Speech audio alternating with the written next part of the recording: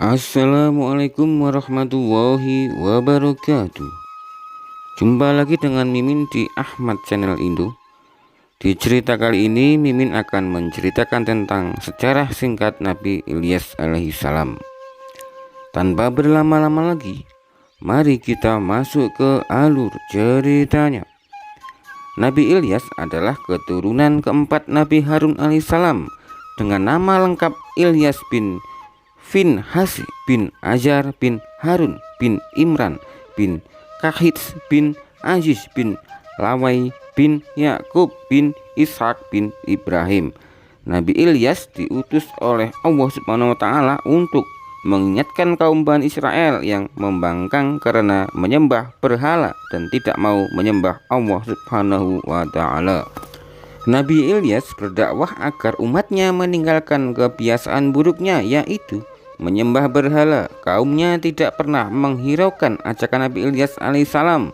Padahal Nabi Ilyas sudah berulang kali mengingatkan. Kaum tersebut tidak peduli dengan ajakan yang disampaikan Nabi dan Rasulnya. Mereka tetap hidup berfoya-foya, bermewah-mewahan dan menghamburkan harta. Bahkan terang-terangan menciptakan Tuhan baru. Mereka menyembah berhala yang terbuat dari emas dan diberi nama Baal. Baal dianggap oleh mereka sebagai tempat perlindungan, tempat meminta serta memohon pertolongan.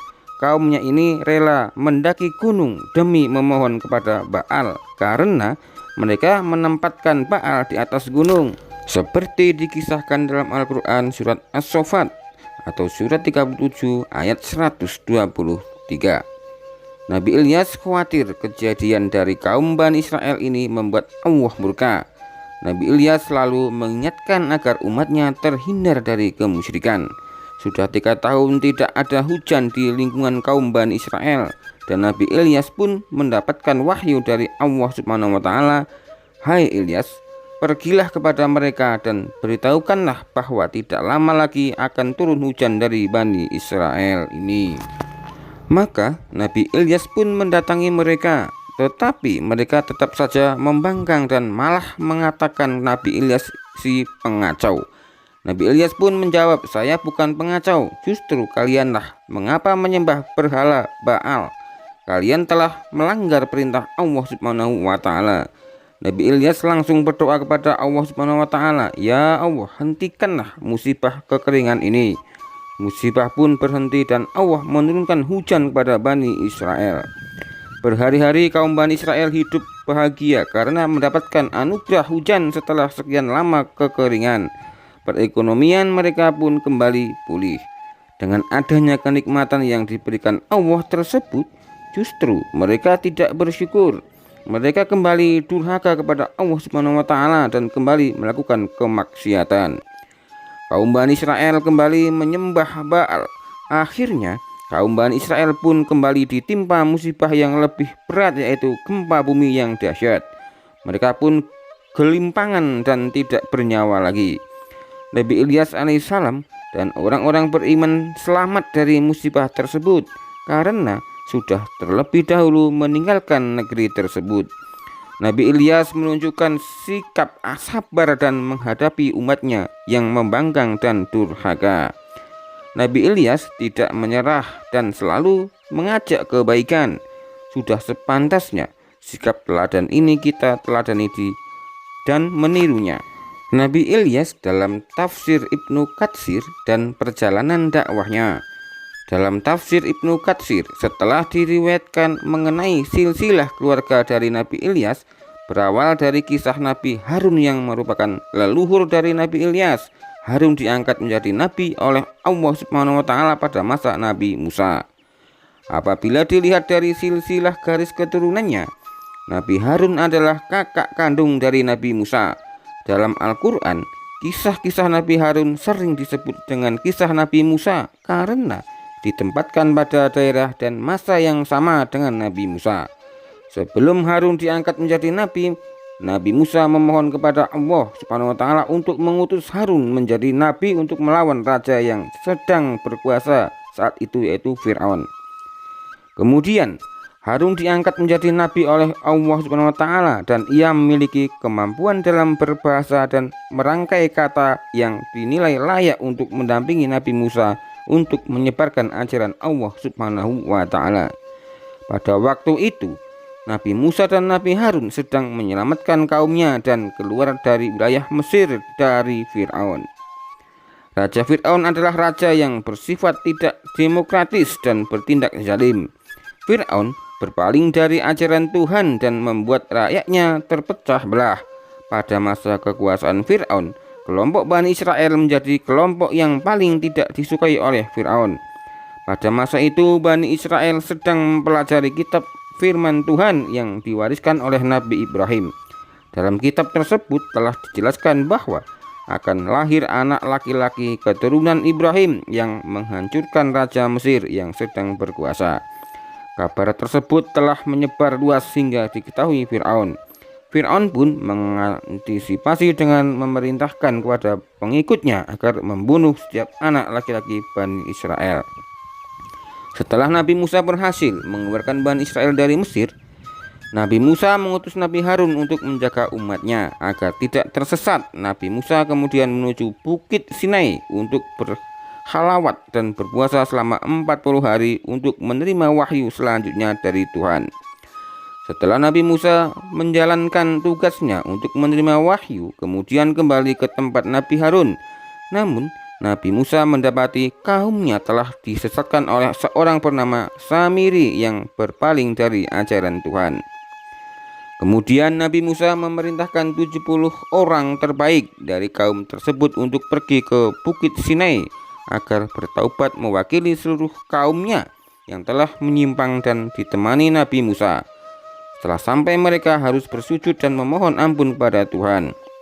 Lalu timbul pertanyaan dari kaum tersebut untuk meminta melihat Tuhan secara langsung.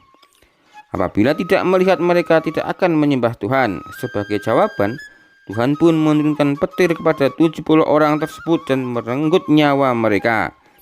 Nabi Musa pun akhirnya memohon kepada Tuhan agar kaumnya tersebut dihidupkan kembali dan memohon ampun. Akhirnya dihidupkan kembali dan berjanji untuk mentaati perintah yang dibenarkan oleh Tuhan. Perjuangan para nabi yang menghadapi kaum Bani Israel setelah Nabi Harun berlanjut pada keturunannya kepada Nabi Ilyas alaihissalam. Nabi Ilyas yang menurut ahli garis keturunan, Nabi Ilyas merupakan keturunan keluarga dari Nabi Harun yang bernama Ibnu Yasin bin Fanhas bin Al-Izar bin Harun.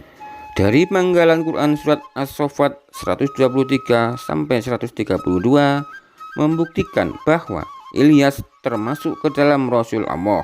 Nabi Ilyas diutus di daerah Ba'laba sebelah barat Damaskus, di mana penduduknya, yaitu kaum Bani Israel, menyembah berhala.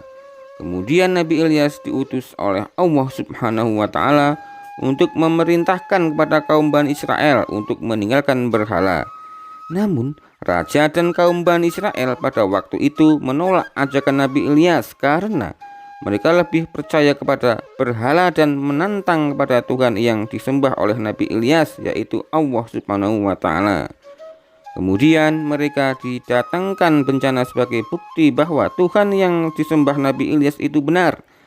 Lalu kaum Bani Israel bersekongkol agar dapat mengusir Nabi Ilyas dan melempari batu dan diancam akan dibunuh.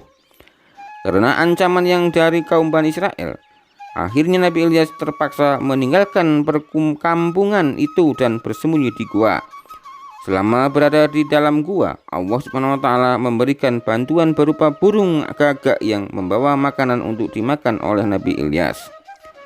Bencana pun melanda kaum Bani Israel di kota Ba'laba, yaitu bencana kekeringan telah merenggut nyawa dari kaum tersebut. Bani Israel meyakini bahwa bencana tersebut ditimpakan karena Nabi Ilyas telah berdakwah di kota tersebut. Bani Israel bersama raja sepakat untuk mencari Nabi Ilyas dan mengusirnya dari kota Ba'laba. Pada suatu ketika, persembunyian Nabi Ilyas diketahui oleh kelompok Bani Israel dan kemudian Nabi Ilyas berpindah tempat, kemudian menemukan rumah terpencil. Kemudian Nabi Ilyas memberikan salam dan bertemulah dengan salah satu tuan rumah yang merupakan seorang perempuan. Kemudian Nabi Ilyas meminta izin untuk bersembunyi. Saat itu ada laki-laki dari anggota keluarga tersebut sedang sakit parah. Kemudian Nabi Ilyas berdoa kepada Tuhan untuk kesembuhan anggota keluarga tersebut. Akhirnya anggota keluarga yang sedang sakit tersebut sembuh atas izin Allah Subhanahu wa ta'ala. Dan ternyata anggota yang sakit tersebut adalah Ilyasa yang tidak lama setelah itu diangkat menjadi nabi setelah belajar bersama Nabi Ilyas, kemudian mengikuti ajaran Nabi Ilyas dan ikut berdakwah bersamanya. Beberapa tahun Nabi Ilyas dan Ilyasa melanjutkan dakwahnya di Ba'labak.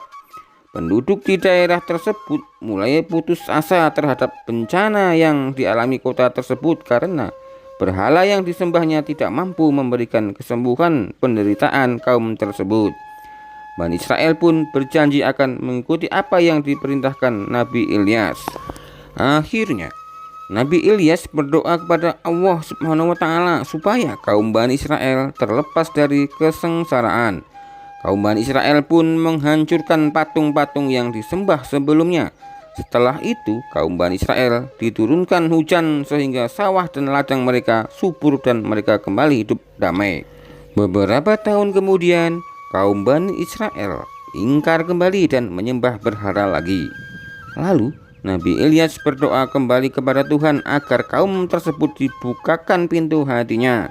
Namun akhirnya bencana kekeringan melanda kaum Bani Israel dan kemudian Nabi Ilyas meninggalkan kaumnya dari kampung tersebut.